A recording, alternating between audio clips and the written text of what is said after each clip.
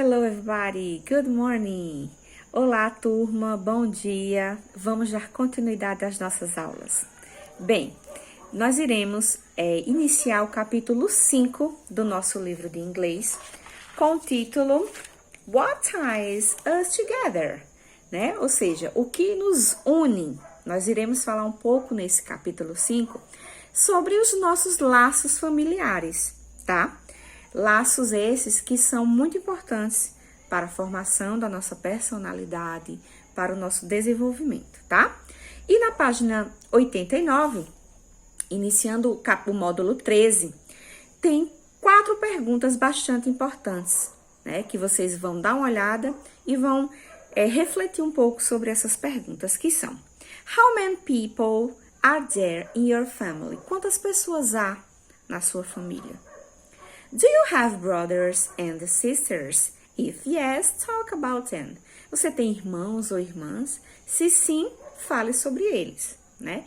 Vocês vão conversar, né? Vão ler direitinho essas 4 perguntas e vão pensar um pouco sobre elas, tá? Como vocês responderiam se fossem perguntados sobre isso, ok?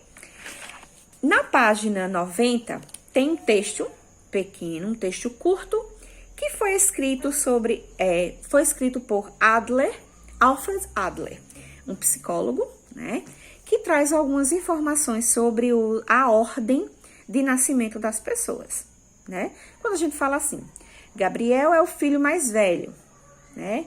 Marcos é o filho do meio. Então nós estamos falando disso, dessa classificação de nascimento.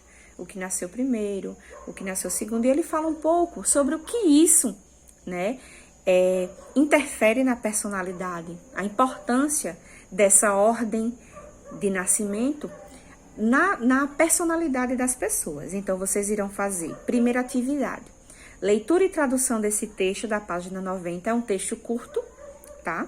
Faz no caderno mesmo, não precisa me enviar porque eu vou perguntar nas próximas aulas, né? A gente vai conversar um pouco sobre esse texto, então não precisa me enviar a tradução do texto, tá? Eu quero que vocês prestem bastante atenção na página 90, que ele fala que existem características positivas quanto negativas, né? Nessa ordem de nascimento das pessoas, né? Como, por exemplo, first child, né? First child, a primeira criança, o primeiro filho, né? Tem as características positivas e também tem as características negativas. Vocês vão também colocar isso no texto de vocês, tá certo? Das 4 ordens, o primeiro filho, o filho do meio, o filho mais velho e o filho único, beleza? Vocês vão fazer então, o texto, vão fazer a leitura do texto, vão transcrever no caderno, né, em português, e vão também fazer esses 4 quadrinhos aí, com as características positivas e as características negativas da ordem de cada nascimento, tá? Depois, nós temos, dando sequência, alguns exemplos de famous people and the birth order, ou seja, os exemplos de famosos, né, pessoas famosas, e a ordem do seu nascimento.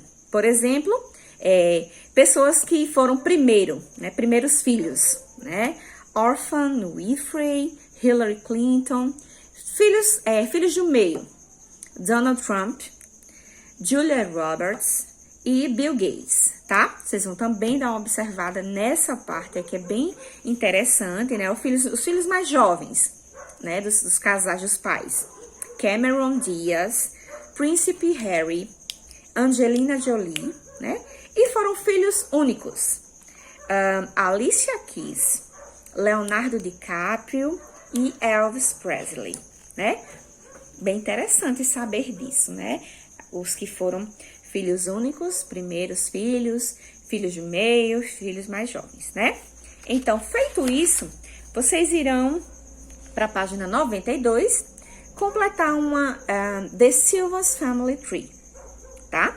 A árvore aí genealógica sobre a família Silva, tá?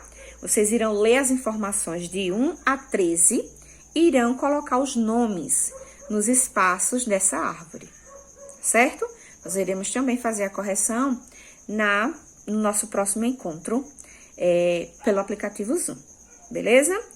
Aí nós chegamos na parte de grammatic, na parte de gramática, que fala sobre possessive form, ou seja, a forma possessiva, tá?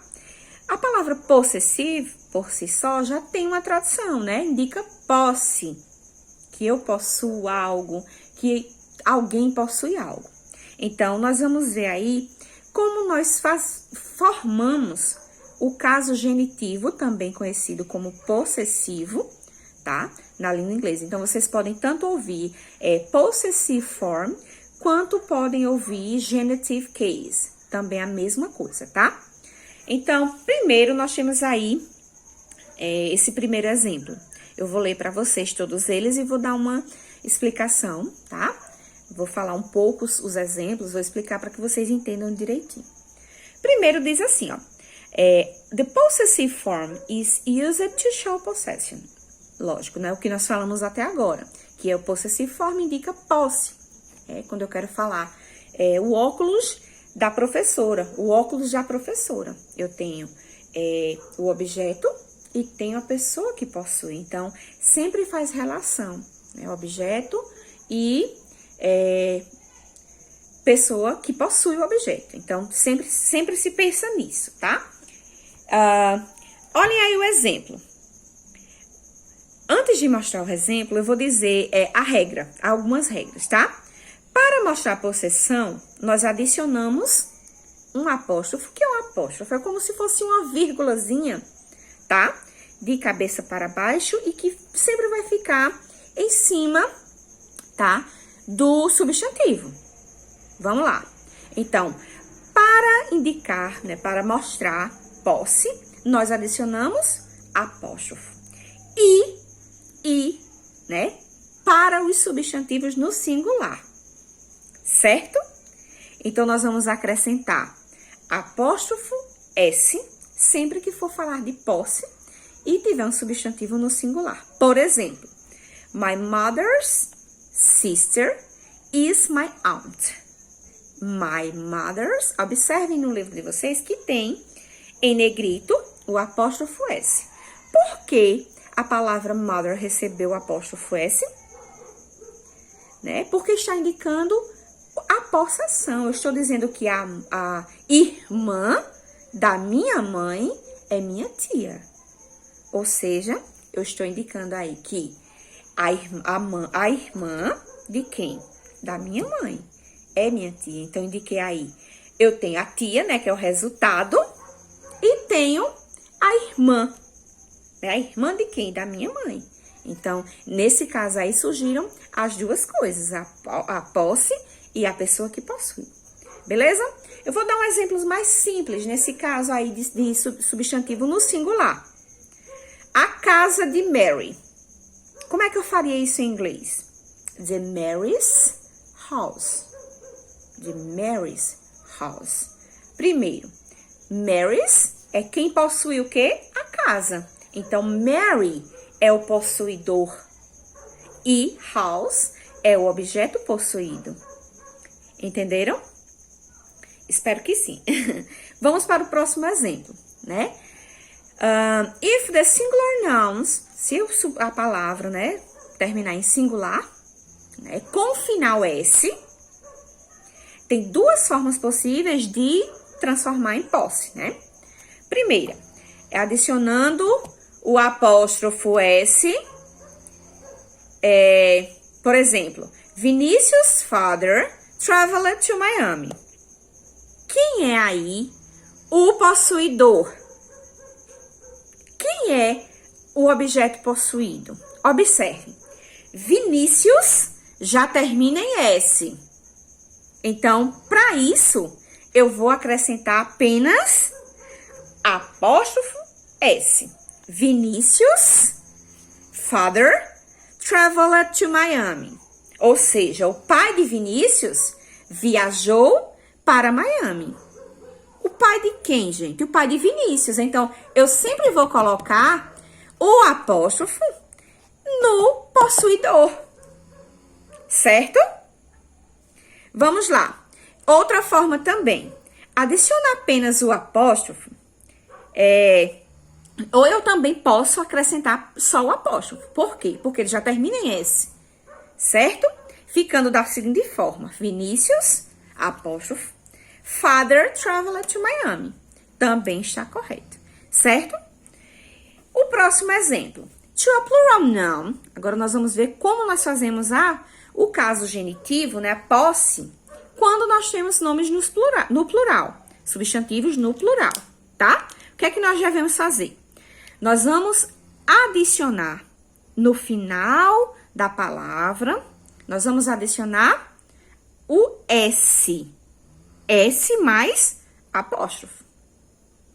Primeiro, prestem atenção. The boy's dog is black and small. The boy's dog is black and small. Ou seja, o cachorro dos garotos é preto e pequeno. Quem é aí o objeto possuído, o animal, né? Que é possuído pelos garotos? O cachorro, né? O cachorro é o objeto que possui. Mas quem é que possui o cachorro? Os garotos. Então, eu sempre vou colocar o caso genitivo no possuidor, na pessoa que possui. Ok? Lembrem-se, a palavra boys tá no plural. Se termina em S, eu só vou colocar o apóstrofo no final do S, depois do S. Ó, the boy's dog. Boys, já termina em S, tá no plural, vou colocar só o apóstrofo. Beleza? Até aí? Próximo exemplo. To plural nouns that not end in X. Ou seja, para palavras que estão no plural, mas que não terminam em S, nós adicionaremos o apóstrofo e o S. Por exemplo, the children's parents are working. Prestem bastante atenção na palavra children, tá? A palavra children já está no plural, porque é o plural de child, de criança, né? Aí nós temos o plural irregular, que é children. Então, quando acontecer isso, eu vou colocar apóstrofo S para transformar em possuidor. Ou seja, os pais de quem? Das crianças. Quem é o possuidor? As crianças. Beleza até aí? Agora, when two or more things belong to two or more people, ou seja, quando uma coisa, né?